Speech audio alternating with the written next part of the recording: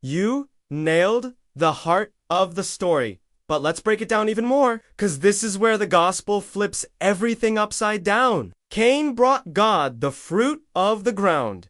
Yeah, the very ground God cursed because of Adam's sin. So, from the beginning, Cain's offering was tainted. It was all about his own sweat, his own effort, his own pride. He thought, look what I did for you.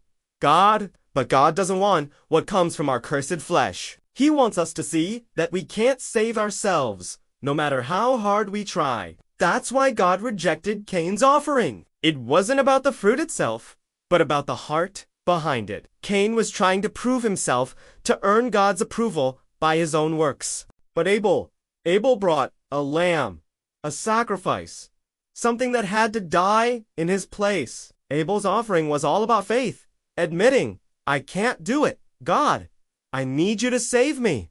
And here's where it gets wild. Cain only gets the mark of salvation, the protection, the mercy, after he finally admits, I'm a fugitive. I'm nothing. I'm a sinner. Not when he was puffed up with pride, but when he was broken and weak. That's when God steps in and covers him. God's strength is made perfect in our weakness. The world says, be strong. Prove yourself. God says, admit you're weak, and I'll be your strength.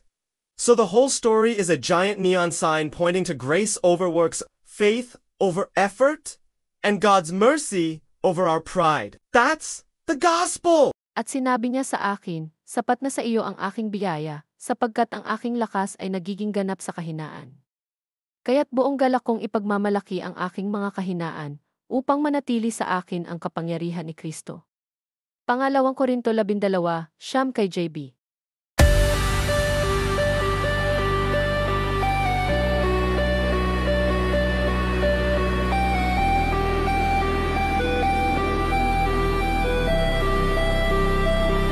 Nakuha mo ang puso ng kwento, pero palalimin pa natin ito dahil dito binabaliktad ng ebanghelyo ang lahat.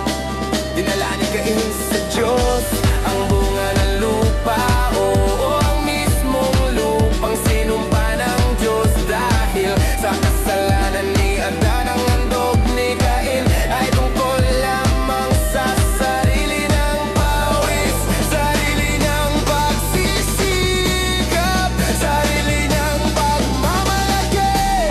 Naisip niya, tingnan mo kung ano ang ginawa ko para sa iyo, Diyos.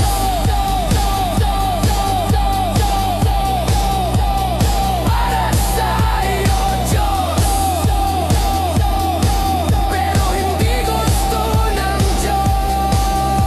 Oras ang nagmumula sa ating sinumpalaman. Gusto niya makita natin na hindi natin kayang iligtas ang ating sarili, gaano man natin subukan. Kaya naman tinanggihan ng Diyos ang handog ni Cain. Hindi ito tungkol sa prutas mismo, kundi sa puso sa likod nito.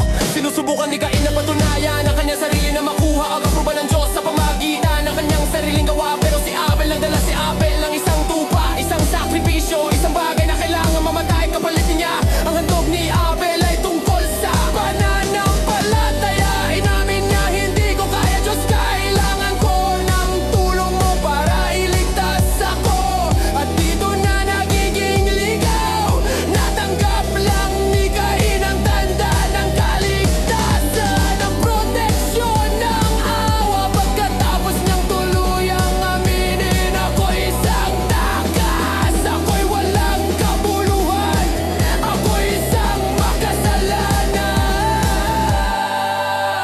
Hindi nung mayabang siya, kundi nung durog at mahina siya. Doon na pumapasok ang Diyos at tinatakpan siya. Ang lakas ng Diyos ay nagiging ganap sa kahinaan. Sinasabi ng mundo